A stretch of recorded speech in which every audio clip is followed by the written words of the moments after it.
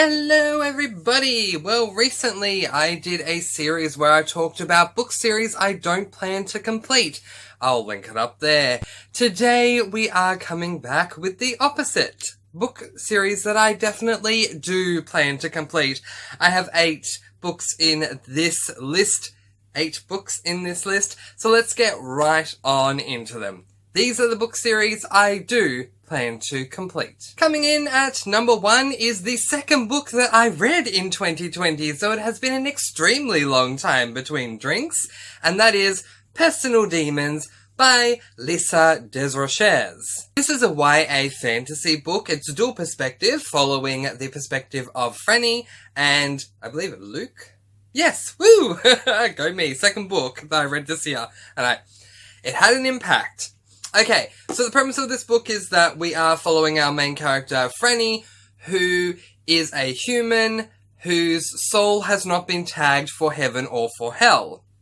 The leader of hell sends up a representative, the leader of heaven sends down a representative to compete against each other to try and tag this woman's soul for them, because apparently that's going to cause a major shift depending on where she ends up being tagged to go. At the time when I read this book, I gave it 3 stars, but it's interesting because I've read so many other books since this one that if I were to reread this, I'd probably give it a different rating. So while this book is a fantasy, there are low amounts of fantastical elements that occur for the majority of the book. It takes until the final quarter of the book where the fantastical side of things really does ramp up. But otherwise, I think this is a really good book. The second book is Original Sin, and I'm definitely going to read it because this book, despite the fact that this is the second book that I read in 2020, and I've read close on 80 books now, this one has really stuck with me. So Original Sin I'll be reading very soon. I read this book as part of a book club with my best friend, so I'm going to offer it to her that we read the second book as well together. But really enjoyed this and highly recommend it. We'll definitely be continuing on with the series. The second series that I plan to continue on with reading might be seen as a little bit controversial because of how the first book that I read from this series this year went. And that series that I'm referring to is the Goosebumps series. I'm holding up the only Goosebumps book that I've read this year, which is Goosebumps My Hairiest Adventure. I did not like this book. I gave this book 1 star, which is the lowest rating you can give a book. The premise of this book is that it follows the guy on the cover, Larry, it's a middle grade. He and his friends are part of a band. One day they find a bottle of Instatan, so they rub it on themselves to get a tan-like glow. And the next thing you know, Larry starts growing fur out of all different areas of his body. I just did not find this book interesting at all until we got to the reveal. The reveal happened within the last 2.5 pages. The reveal was amazing, and then it ended, and I wanted more. It really upset me that the best part of the book was 2.5 pages. Now, the reason why I'm going to continue on with this series, this is not book 1, by the way, it's book 26. But the reason why I'm going to continue on with the series is because I want to give R.L. Stine another chance. I've spoken to a lot of people since I've read this book who have told me that, yes, My Hairiest Adventure is one of the least scary books in the series. So hopefully I can find another Goosebumps book, and hopefully it scares me a lot more, but at the very least entertains me a lot more. But I'm going to give this series a second chance, and that's why I will be continuing on with the series. The next series I'm going to be talking to you about that I am going to be continuing on with is the Heroes of Olympus series. Okay, so we've got quite a bit of a story to get through with this one, so we'll try and keep it as brief as we possibly can. This is a middle grade, which is really interesting because it's a very massive book. In fact, it has quite a number of pages, you guys. It has 553 pages. For a middle grade, this is a tome. Like, that's saying a lot. It's a very thick, very heavy book. It's a middle grade fantasy book, and it revolves around Jason, Piper, and Leo, who end up discovering that they are demigods, half god, half mortal, I suppose, and They end up going on a quest. This book was amazing from start to end, and Rick Riordan, who is the author of this series, is very well known for piecing and parceling out Greek and Roman mythology throughout his books, and I really enjoyed that. I read this book before I read Percy Jackson and the Lightning Thief, and I really loved this book. It kind of disappointed me going backwards and then reading Percy Jackson and the Lightning Thief, because this was so much more entertaining. I don't promise to continue on with the Percy Jackson series, but I promise to continue on with the Heroes of Olympus series, because I loved this book. This book got 5 stars, so I don't know when I'm going to get to this next book. I have so many books on my wish list, but I definitely want to read book 2 in this series. Coming in at number 4 is a series that there is no way that I could exclude from a video where I'm talking about series that I plan to complete, because I love this series. It is really hard for me to get copies of this, the books in this series in my country, in where I live, and so that has been tough. But it has been worth every single fight and ounce of energy it's taken to get these books in, because I do love them so much. I am referring to the Selection series by Kiera Cass. Okay, let's quickly go through star ratings. Selection, 5 stars. Book 1, 5 stars. Book 2, The Elite, 5 stars. Book 3, The One, 5 stars. Every single book has just been so good in this series. None of them have let me down. So the basic premise of this book, this is a YA dystopian series, and book 1 follows the lady on the cover here, whose name is America Singer, who America ends up taking part in a competition that's kind of like The Bachelor, that takes place at the Royal Palace, with the prince playing the role of the Bachelor, and yeah, whoever ends up winning this competition will not only become will not only steal the heart of the prince, but will also become the princess of this world. I loved book 1. It was so beautiful, and I really enjoyed everything about it. I love dystopians especially, so I liked the whole Bachelor side. I loved the whole princess lessons side. I loved, all of that stuff. But I love dystopians because of the world building. This world has a very big class/caste, CASTE system, and I really enjoyed that class/caste system a lot. The air is really good. It's as good as the Selection, and then something happens, and Kiera Cass goes there. I did not expect what was going to happen in The Elite to happen, but it shocked me in a really good way, earning this book 5 stars, and then we get on to The One, and The One was so good that by the time I got to the end of The One, I didn't want to put the book down. I wanted to just I didn't want to put the series down. I wanted to just grab the next book right away and start reading. But the problem is, it's really tough to get this series in Australia. However, I have some really, really, really good news about this. So in this month, which is September. In September, I have book 4, The Air, and I am going to read it. And I already have book 5, The Crown, which I'm hoping to read in October, and Happily Ever After, which is the final book in the series, is on the way. So I should have the complete series very soon. No excuses, we'll definitely get through it. Loving this series. In fact, a massive part of the reason why the first book is displayed, is facing outwards, is because of how much I love it.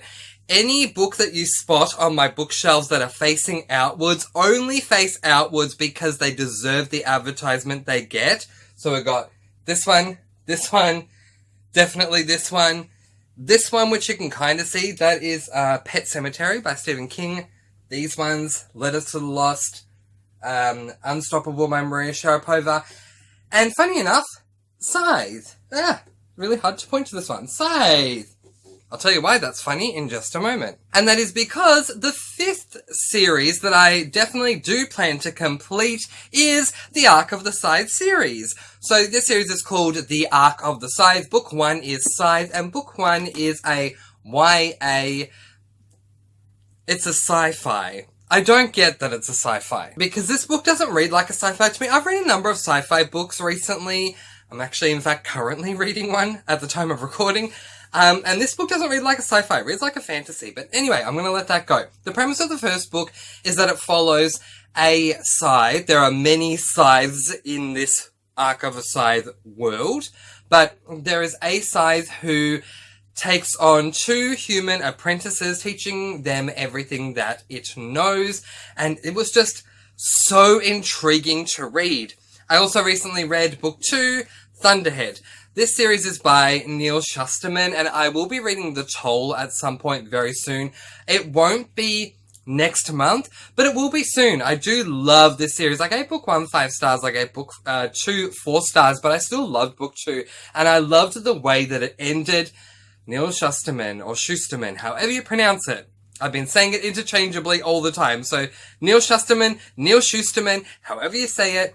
The guy is a master at writing books like these, and he's also a master at endings, so I will definitely be continuing on with the Arc of the Scythe series. Speaking of books facing out, the 6th series that I definitely do plan to complete is this one, that you always see in every single video. No matter how I change up my books, which I have been doing quite a lot, Letters to the Lost is always going to be somewhere where you can see it, because this book is so good. So this is book 1, called Letters to the Lost, and the series itself is called the Letters to the Lost series. So this is by Bridget Kemmerer, and it is a YA hard-hitting contemporary that deals with grief and loss. It is dual perspective, following 2 different characters. Okay, I'm going to try and guess. I was going to pause, but I'm going to try and guess.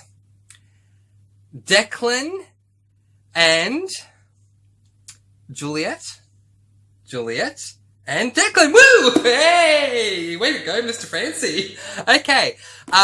So it is dual perspective following Declan and Juliet. Juliet's mother has passed away, and Declan has some horrors going on in his life as well. Declan works at a gravesite that just so happens to be the resting place of Juliet's mother. One day, Juliet goes to the gravesite and has written her mother a letter, which is something they always did. They always, her mother used to travel a lot as a photographer, so they would always write letters to each other, and Juliet figures, I might as well just keep writing letters and just put them at her gravesite. No one's gonna read them, right? Wrong. Declan works there, and one day he's going to mow the lawn, but in order to mow the lawn area around the gravestone, he has to move all the personal possessions out the way first, mow the lawn, and then put them back. And while moving the personal possessions out the way, he spies Juliet's letter, he reads it, and he responds. She's not happy to begin with, but they end up having an anonymous contacting relationship that begins with letters, and this is a really, really wonderful book. This is my first and only Bridget Kemmerer book that I've read so far, but there are more, I promise you. Not only are there more out there, but there are more on the way. As for the Letters to the Lost, I believe it is a duology. So the second book is called More Than We Can Tell, and that book is either on the way or I'm about to order it, one of the two, because I know that I will be reading it before the end of 2020. Love this book, highly recommend. The 7th series that I do plan to complete is the Captive Prince series by C.S. Picard. So this is a very hard book for you guys to see without it glaring C.S. Picard's name. Anyway, so this book is, I don't remember what it's advertised as, but I will definitely myself say that it is an adult, I think it's a fantasy, I think. Okay, so I went into this book because it is an LGBTIQ plus book. I thought it was a male-male romance, and that could not be any further from the truth. A ton of trigger warnings for this book. The premise of this book is that it follows a guy, and I don't remember his name, so I'm going to cheat. Okay, it's funny, I remember the name of the prince, I don't remember the name of the main character. It follows Damon, who,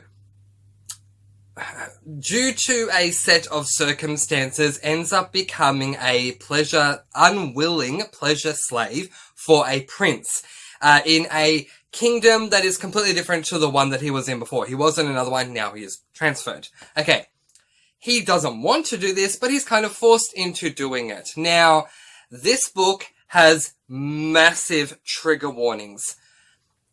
Abuse, very graphic scenes, what's the word? Okay, in layman's terms, swearing, I forgot the word, but yeah, all that kind of stuff. This book is extremely graphic, but not for the reasons that I thought it was. I thought this was going to be a romance, but no, no, this is not a romance at all. The man in power, Laurent, the prince, is very demeaning and degrading to his sex slave and extremely abusive to his sex slaves. So you need to keep that in mind. I think this book was very powerfully written. It had a very massive impact on me. And because of that, I do plan on continuing to read the series. This was I think the second LGBTIQ plus book that I read this year. I also read Carry On by Rainbow Rowell, which was okay, but we're going to leave that in the past for now. I don't even have a copy of it on my bookshelves. But yeah, I did think that this book it's a good book if you really want to stretch expand your horizons, because yeah, I had a lot of, eye-opening moments. Yeah, there's moments in cartoons where the eyeballs just come zoom out of the sockets. Yeah, that's my experience with this book. This was shocking for me to read, but that doesn't mean that it was a bad book. I still enjoyed it. And I'm looking forward to reading the next book. I am planning on doing a review on the series as a whole. There are 3 books. They're all relatively short, but I do definitely plan to continue this series and to complete this series. And finally, we have another display book. Bloodlines by Rochelle Mead. So this is the first book in the spin-off to the Vampire Academy series. And I really loved this book for so many reasons. Number one, I love the Vampire Academy series, and knowing the characters that you get to know there, you go into this book with 3 characters you already know. So you already feel grounded without needing too much of an explanation at all, and I appreciated that. The plot was extremely interesting. Then let's add on to that there are 3 mysteries that take place in this book. The reveal of mystery number 1 was good. The reveal of mystery number 2 was better. The reveal of mystery number 3 was fantastic. There is no way I'm not going to continue on with this series. So update time. In September, I'm going to read book 2, The Golden Lily, and I already have the next book, which is The Indigo Spell. So I already have 3, you can see them all in the frame, 3 of these books. So very, very excited to continue on with this series, and I do look forward to seeing how these ones go, because that one was amazing. I know I said that I had 8 series, but I'm going to put in a bonus. Here is the Christmas, even though it's not Christmas, boni. Let's put in 1 more series. The Reckoners series by Brandon Sanderson. Are you wanting to read Brandon Sanderson, and yet you don't really want to read his adult works? Maybe, just maybe, the Reckoners series will be for you. Book 1 in the Reckoners series is called Steelheart. This book revolves around a boy whose name is David. I'm pretty sure his name is David. Yes, it is. Yay. So proud that I'm remembering these names. Okay, so this book follows David, and right at the beginning in chapter 1, David and his father go into the bank to get a bank loan, and while they are there, the bank is held up by an epic. These epics are the bad guys. They have magical abilities, and while the bank is being held up by this relatively unknown epic, the most well-known epic walks into the bank and says, "What are you doing holding up this bank? If anyone's going to be holding up a bank in my town, it's going to be me." So he starts holding up the bank. Now, his name is Steelheart. Steelheart is immortal, and David's father takes a gun out of his pocket and shoots Steelheart. It does not kill him because he's immortal, but it does graze his arm. And this causes a lot of outrage within Steelheart because everyone thought he was immortal, and now we can see that there are things that actually do harm him. So, unfortunately, Steelheart then ends up killing Dave's father. This is all occurring in chapter 1, so it's not a spoiler.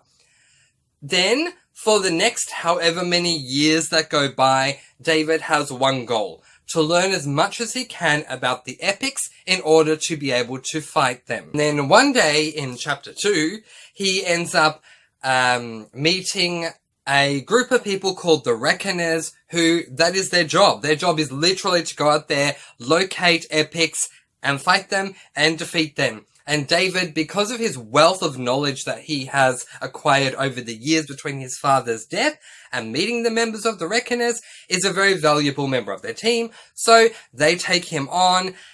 This book was so amazing. This is a YA superhero sci-fi. I'm not a fan of superhero books. I don't read Marvel, DC, any of that stuff. I just don't. And sci-fi, up until this point, hadn't really been a massive success for me, but I loved this book. Something about Brandon Sanderson, I'll tell you what. This guy, everything he writes, for me, turns to gold. So I love this book. I then picked up book 2, Firefight. Don't have it in the hardcover. Sorry about that. And this is a library copy. Sorry about that too. But I am having my own exact replica copy on the way. It's been a long wait, but it should be here soon, hopefully. Second book, Firefight, continues on the story. It was good as well. I gave this book 5 stars. I gave this book 4 stars, but it's not to say I didn't love this book. I just like this book a whole lot more.